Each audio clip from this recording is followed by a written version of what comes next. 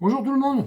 Bon, j'espère que ça va fonctionner parce qu'on a eu plusieurs coupures de jus. Bienvenue en Normandie. Bon, il flotte, il fait gris. Enfin bon, à peu près le même temps depuis le début de l'autre année, hein, depuis 2024, quoi. Voilà, la routine. Alors, bon, c'est une petite impro, hein, j'ai pas fait de préparation, j'ai rien fait, j'ai juste pensé un peu à ce que j'allais dire. Faire une sorte de vidéo un peu bilan. On va attaquer la quatrième année, si je ne me trompe pas, puisque si on compte même en traitement, hein, c'est en 2021 que j'ai commencé à avoir des symptômes, à partir de février-mars.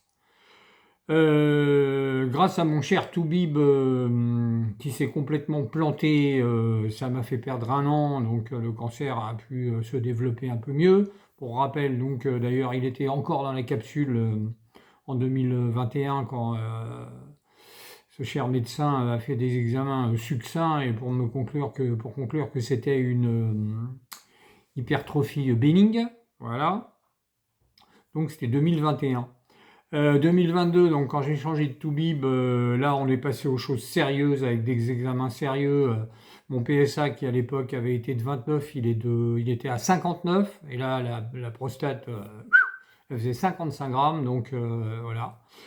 Et donc en 2022, on a diagnostiqué ce fameux cancer, un glisone 8, avec une sortie de la prostate, ganglions touchés, vésicules touchées, enfin bref, que du bonheur.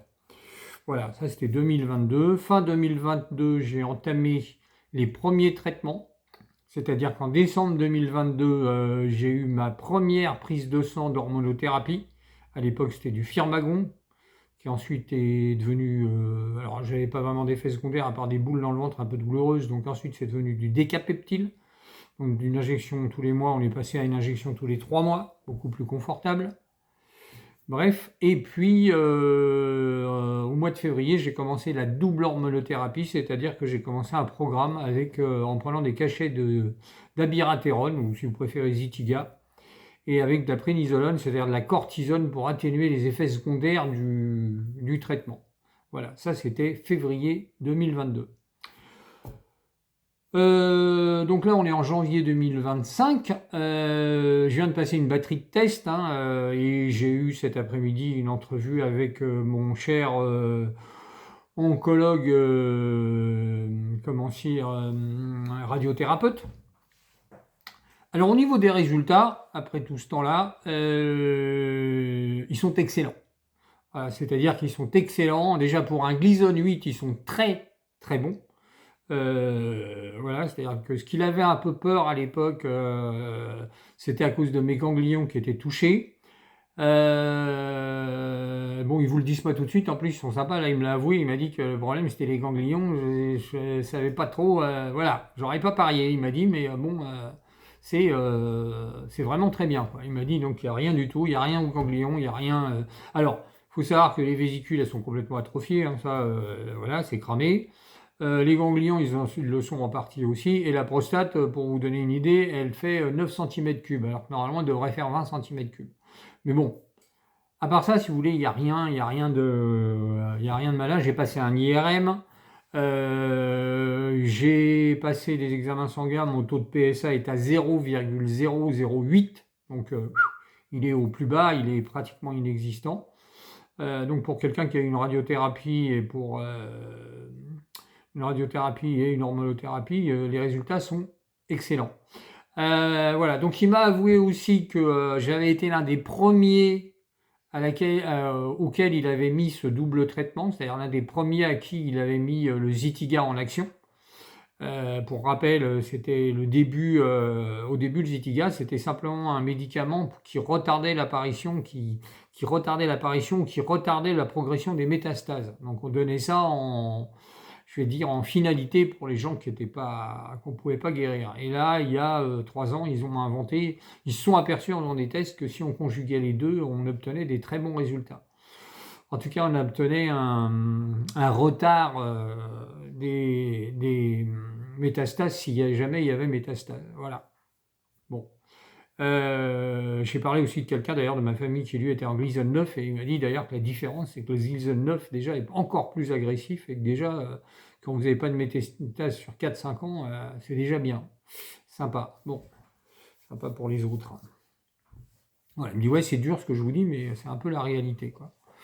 Bon voilà, sinon, quoi dire d'autre? Bon, il m'a ausculté, hein, comme d'habitude, hein, et il m'a palpé les jambes, il m'a palpé le dos, il m'a palpé le ventre, tout ça. Il m'a demandé si je me levais beaucoup de fois pour pisser et tout. J'ai dit non, normalement, si je pissais normalement aussi, tout va bien à ce niveau-là. Donc pour l'instant, je touche du bois, c'est excellent. On va dire, je suis en rémission, il n'a pas prononcé, mais c'est ça, quoi. Je suis en rémission. Je ne suis pas guéri parce qu'il considère qu'il faut 5 ans. Et puis même guérir d'un Gleason 8, bon, j'ai quand même de sérieux doutes, hein. Voilà, il n'y a pas beaucoup de candidats à ce niveau-là, quoi. Bon, la mauvaise nouvelle dans tout ça, c'est que je suis encore très en forme et que comme ma femme a sa retraite que dans 2 ans, je vais retourner bosser. Voilà, je me suis tapé 2 ans de repos, comme qui dirait. Bon, et puis j'aurais pu essayer de me plaindre, hein, que ça va pas, mais bon, je suis pas du genre, j'aime pas jouer la comédie, et puis bon, c'est vrai que physiquement tout va bien, donc comme qui dirait, on va à partir de fin mars, on va retourner au charbon, quoi. Voilà, je vais faire 2 ans de plus. Je pourrais demander ma retraite, mais bon, je vais faire 2 ans de plus pour être en adéquation avec ma femme, puis ça me fera des trimestres en plus. C'est toujours ça de gagner. Voilà, donc voilà pour les nouvelles, donc qui sont excellentes. Voilà. Bon après, je vous dis, ça fait 4 ans, mais en vérité, ça fait que fin 2022, fin 2021, ça fait que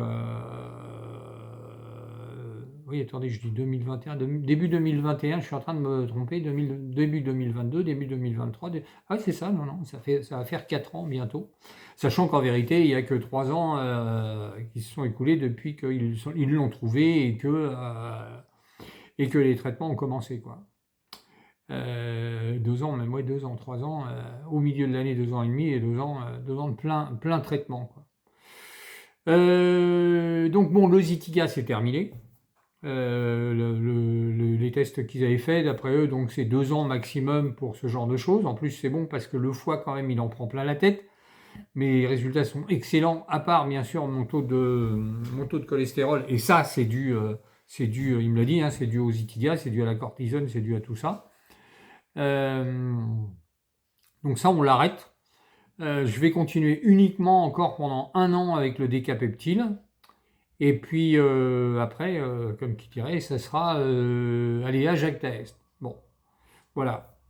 Sur le reste, qu'est-ce que je pourrais vous dire d'autre? Bon, vous connaissez toute l'histoire, hein, effet secondaire pratiquement nul au niveau de l'hormonothérapie. La radiothérapie s'est bien passée.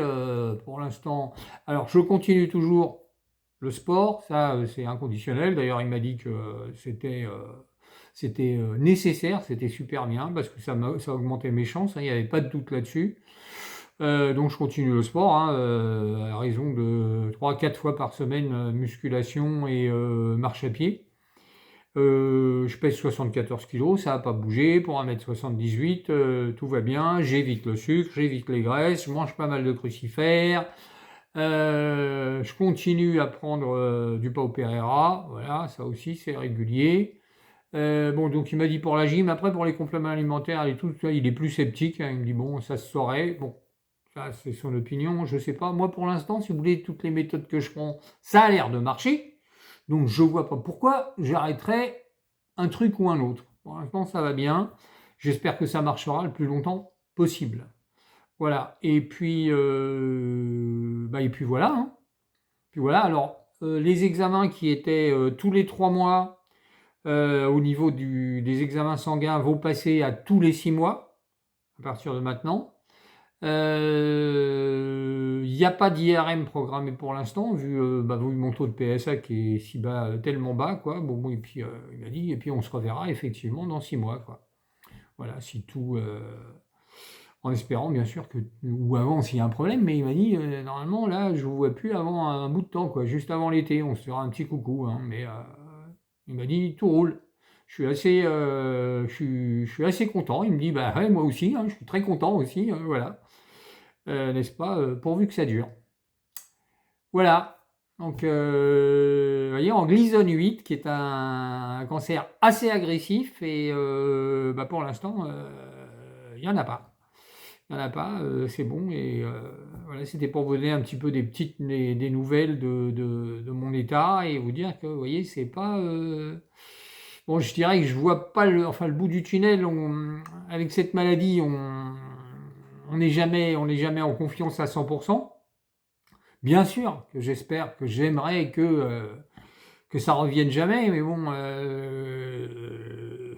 je crois pas non plus. J'ai arrêté de croire au Père Noël il y a longtemps.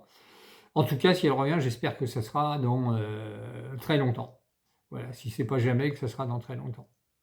Voilà. Sinon, j'en profite en même temps pour souhaiter à tout le monde une bonne année 2025.